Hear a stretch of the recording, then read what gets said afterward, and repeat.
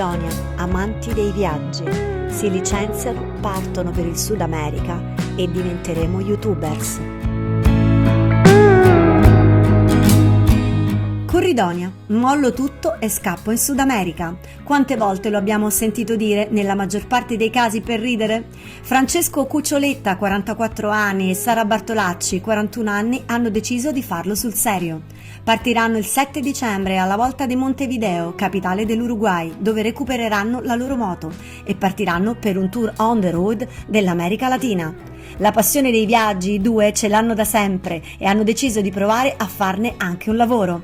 Gireranno tra Uruguay, Argentina, Cile, Bolivia e via discorrendo senza tappe ben precise, documentando la loro vita quotidiana sul loro canale YouTube. Io lavoro da 20 anni come progettista di stampi al gruppo Meccaniche Luciani, spiega Francesco. 20 anni di un lavoro che mi piace, ma che alla lunga ti vede stare 5 giorni a settimana seduto davanti al PC con la solita routine. La passione per i viaggi, specialmente in moto con lo zaino in spalla, ci ha accomunato fin da ragazzi. Abbiamo toccato tutti i continenti, ma sempre stando fuori per periodi limitati per il fatto di dover rientrare al lavoro. Noi non volevamo aspettare la pensione per avere tutto il tempo che volevamo per fare ciò che ci piace di più. Così abbiamo deciso di prendercelo quel tempo che ci serve. Sia Francesco che Sara, impiegata alla profumeria Clementi, hanno quindi deciso di licenziarsi e partire alla volta del Sud America, che gireranno in sella alla loro moto. Ma abbandonare tutto per viaggiare per il mondo costa, anche andando in giro sempre con lo zaino in spalla. Oltre a viaggiare ho la passione delle foto e dei video, aggiunge Francesco, e da un paio d'anni ho iniziato a condividere i nostri contenuti sui social, in particolare su YouTube. L'ho fatto per 2 anni nel tempo libero e qualche guadagno con le pubblicità di Google lo portiamo a casa, ma per fare di più bisogna dedicargli maggiore impegno e torniamo al discorso del tempo da avere a disposizione, per cui cercheremo di finanziarci facendo crescere il nostro canale, raccontando passo dopo passo le avventure che vivremo. Frank's Affair, questo è il nome del canale YouTube dove negli anni la coppia corridoniana ha postato i contenuti legati ai loro viaggi. Al momento di scrivere ha oltre 21.000 followers per circa 4 milioni di visualizzazioni complessive.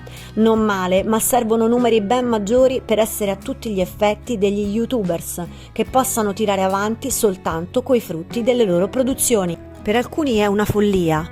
Per noi è un sogno, continua Francesco. Sappiamo che sarà molto difficile, ma non ci siamo dati dei vincoli. Vogliamo innanzitutto viaggiare con lentezza, ai nostri ritmi, e poi, se quando vedremo che stiamo andando in difficoltà a livello economico, torneremo a casa.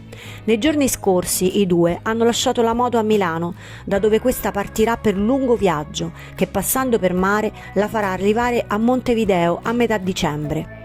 Qui la recupereranno e partiranno per un coast to coast che, tagliando l'Argentina e valicando le Ande, li farà arrivare in Cile. Da qui saliranno verso nord, in direzione Bolivia, e poi chissà. Abbiamo preso il volo di ritorno per il 7 agosto 2023 perché si sposa la sorella di mia moglie e lei le farà da testimone, ma lo abbiamo fatto più che altro perché prendere un volo andata e ritorno è più conveniente che fare solo andata, conclude Francesco.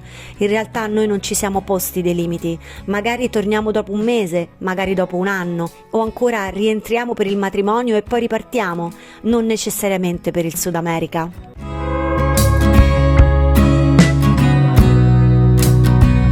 Un grande in bocca al lupo a Francesco e Sara per la loro splendida avventura da tutti noi dello staff di Web TV Studios.